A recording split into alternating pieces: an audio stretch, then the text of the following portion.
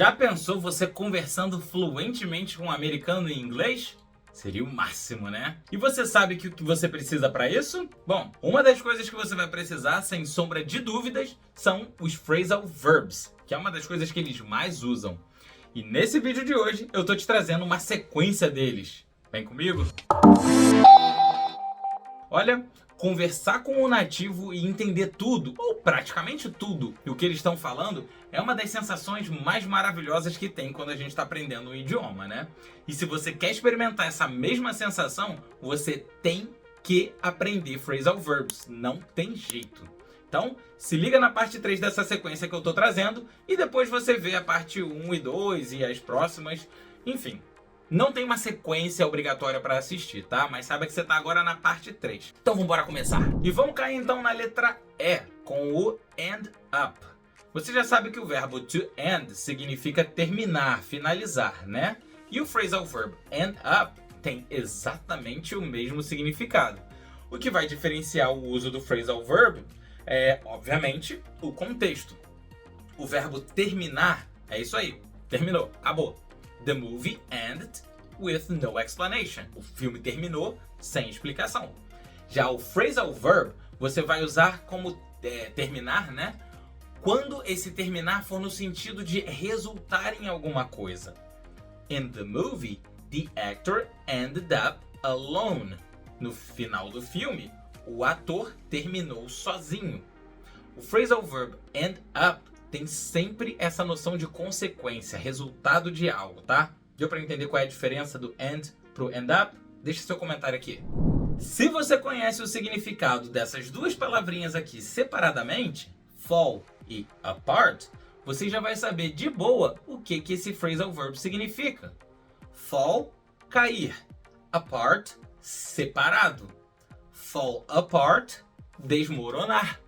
Se alguma coisa está falling apart, essa coisa, no sentido real, essa coisa está fisicamente caindo aos pedaços, tá? Mas você também vai poder usar no sentido figurado. A gente vai ver um exemplo para cada um. Vamos começar então pelo sentido real. This building is so old that it is falling apart. Esse prédio é tão velho que está caindo aos pedaços. E agora vamos ver no sentido figurado. Their marriage is falling apart after the scandal they were involved. O casamento deles está desmoronando depois do escândalo em que eles estavam envolvidos. Molezinha, né?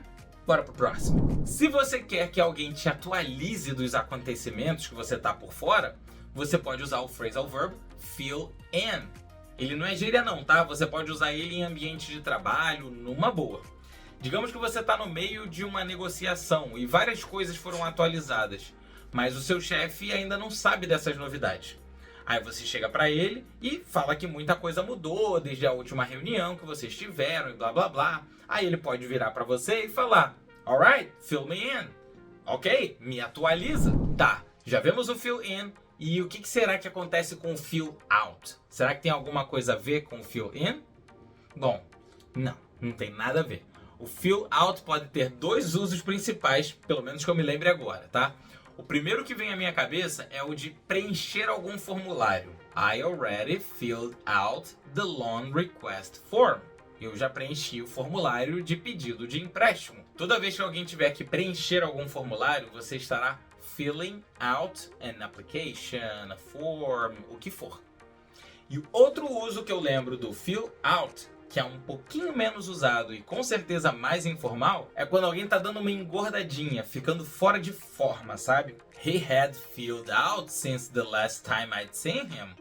Ele deu uma engordada desde a última vez que eu vi ele. Quem é que é gordo aqui? Quem é que é gordo aqui? E o verbo to fill ainda tem mais um phrasal verb que é muito usado em inglês, tá? É o fill up. Fill up significa encher. Mas encher completamente, até a boca, tá? Pode ser, por exemplo, encher um tanque de gasolina. He stopped at the gas station to fill up. Ele parou no posto de gasolina para abastecer, encher o tanque. Mas ele também pode ser usado, por exemplo, para quando você comeu muito e tá explodindo de tanto ter comido. Ou seja, você comeu até a boca do estômago. I couldn't believe that soup would fill me up. Eu não pude acreditar que aquela sopa iria me encher tanto. E você tá gorda, né, amor? Você acabou de pular nessa piscina igual a baleia do SeaWorld. Sabe aquelas baleias da Disney? Ainda na letra F, vamos ver o find out, que significa descobrir. Se tiver alguma coisa que você está procurando a resposta, quer descobrir qual é a resposta, sei lá, vai de find out o que aconteceu. I don't know her name yet, but I will find out. Eu ainda não sei o nome dela, mas eu vou descobrir. Eu tenho uma playlist com centenas de phrasal verbs separadas verbo por verbo. Ou seja, todos os phrasal verbs com o verbo to get, todos os phrasal verbs com o verbo to ask e por aí vai. Lá no vídeo com os phrasal verbs do verbo to get, eu já falei sobre o get away. O link tanto para esse vídeo quanto para a playlist estão ambos aqui embaixo na descrição também. Mas caso você ainda não tenha visto ou quer dar uma relembrada no que significa o get away, ele significa se livrar, escapar, meio que fugir, tá? Imagina que você tá numa festa lotada e aquele povo lá tá te sufocando, a festa tá te sufocando. Aí teu amigo te liga e pergunta, cadê você? Aí você vai e diz, I came back home to get away from the crowd. Eu voltei para casa para fugir da multidão. De fato, tem vários phrasal verbs com o verbo to get, que são muito usados em inglês. Até porque o verbo to get é um dos verbos em inglês com uma enorme diversidade, podendo ser usado em diversos contextos diferentes e com uma infinidade de traduções, né? Então, você vai acabar vendo alguns deles por aqui nessa lista, não tem jeito. Então vamos ver mais um? Get along. O get along significa se enturmar, tá? De maneira amigável, sabe? Imagina, sei lá, aquelas primeiras semanas no colégio que você não conhece ninguém ainda. You are trying to get along with some classmates. Você está tentando se enturmar com outros colegas de classe. Já o get around você vai usar quando você consegue fazer alguma coisa fugindo da questão principal. Quando você contorna a situação, evitando conflito, sabe? Sabe quando você dá voltas e voltas para dizer ou fazer alguma coisa e acaba não fazendo? Então, é quando você get around. Vai contornando a situação sem passar por ela propriamente dito. Você está fugindo de fazer a parada que deveria, dando um jeitinho. Some people know all the different ways to get around laws. Algumas pessoas conhecem todas as maneiras de contornar a lei. E mais um para a família do to get. Eu já ouvi algumas vezes esse daqui quando eu pergunto como é que a pessoa tá. Eu achava que era uma resposta bem no estilo brasileiro, sabe? Cheio de drama, mas não necessariamente. Já ouvi muito americano usando o get by quando você pergunta como eles estão. Nesse contexto, o get by vai significar algo como vou levando, tô sobrevivendo. Tipo quando a gente pergunta pra alguém no Brasil como é que a pessoa tá, né? E aí, Jurema, tudo bem por aí? A gente vai levando, né? Sabe como é que é? Agora você já pode dar aquela pitadinha de drama na sua resposta quando alguém te perguntar How are you? Você não precisa mais ir com o tradicional I'm fine, thanks and you. Você fala I'm getting by. Nem parece, mas a gente já viu mais 10 phrasal verbs hoje. E aí, curtiu essa sequência de phrasal verbs?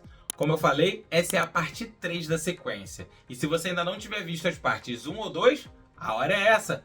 Aqui tá o link para a playlist com todos os vídeos sobre phrasal verbs que eu comentei. E aqui na descrição você acha o link para todas as partes dessa sequência aqui. Seja por qual caminho você for, eu vou estar te esperando por lá. Até breve!